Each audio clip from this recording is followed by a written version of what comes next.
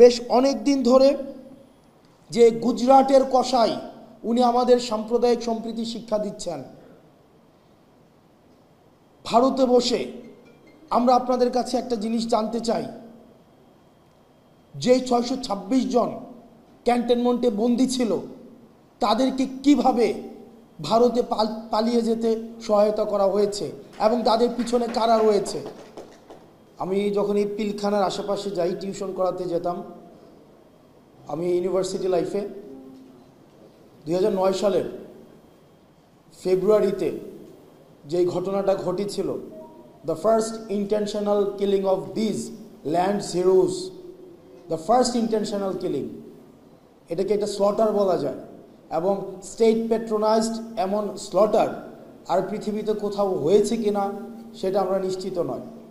এই পিলখানার সাথে এটার সিলসিলা শুরু হয়েছে 2009 সাল থেকে এবং এটার চূড়ান্ত পরিণতি 2024-এর এই 5 আগস্টে হয়েছে।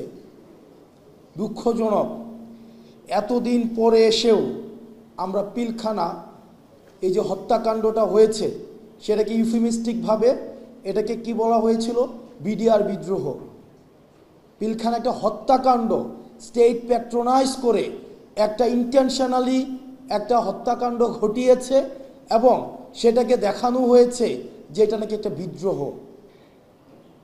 আমার বয়স 27 বছর, আমি তখন ক্লাস 5-এ পড়ি যখন এই ঘটনাটা হয়। এখনো পর্যন্ত এই যে কফিনের যে দৃশ্যটা আমার চোখে ভাসে, যে নিজের সহকর্মীর কফিনের দৃশ্যটা নিয়ে যাচ্ছে এবং এই মাটির সবচেয়ে কঠিন মনের মানুষ যারা, সবচেয়ে দৃঢ় প্রতিজ্ঞ মানুষ যারা, তাদের চোখ দিয়ে পানি পড়ছে এবং তারা নির্বাক।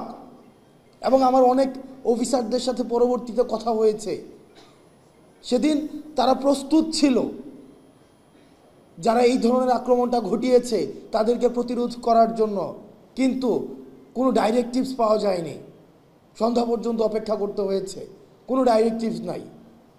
যখন ইন্টেনশনাল অপারেশনটা ডান হয়েছে তখন হচ্ছে তখন থেকে আমার মনে হয়েছে যে আমার ব্যক্তিগত পর্যালোচনা, এই একটা ফোর্সকে ইন্টেনশনালি ক্রিপেল করে ফেলা হয়েছে, একটা গণ্ডির মধ্যে নিয়ে আসা হয়েছে।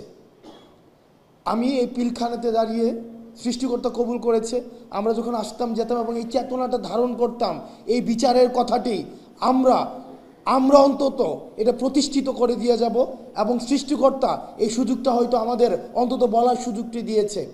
আমরা আপনাদের মধ্য থেকে এই দাবিটা আমরা আরও বেশি বেশি চাই, যেন আপনাদের মধ্য থেকে এই জিনিসটাকে আপনারা এমফাসিস করেন।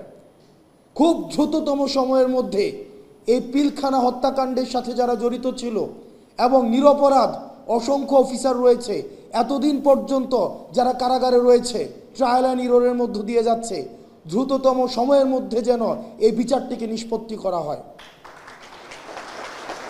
এবং এই আমরা দেখছি যে বেশ অনেক দিন ধরে যে গুজরাটের কসাই উনি আমাদের সাম্প্রদায়িক সম্প্রীতি শিক্ষা দিচ্ছেন। ভারতে বসে আমরা আপনাদের কাছে একটা জিনিস জানতে চাই, যে 626 জন ক্যান্টনমেন্টে বন্দী ছিল তাদেরকে কিভাবে ভারতে পালিয়ে যেতে সহায়তা করা হয়েছে এবং তাদের পিছনে কারা রয়েছে। আপনারা নিজেরাই দেখেন, আমরা এই বিষয়গুলো জানি। এই বিষয়গুলো 5 আগস্ট পূর্ববর্তী পুরো সময়টা আমরা এই ঘটনার একদম সাথে আমাদের সরাসরি সম্পৃক্ততা ছিল। মিড রেঞ্জের যে অফিসারগুলো ছিল এবং সৈনিকরা ছিল, কোর্ট মার্শালকে সামনে রেখে জেনারেলের বিরুদ্ধে গিয়ে তারা ছাত্র জনতার পক্ষে রাস্তায় নেমে এসেছিল। আমরা তাদের প্রতি আমাদের দায়বদ্ধতা অনুভব করি। ইউনিফর্ম পরা যে অফিসাররা রয়েছে, যে সৈনিকরা রয়েছে, আমরা আপনাদের প্রতি দায়বদ্ধতা অনুভব করি।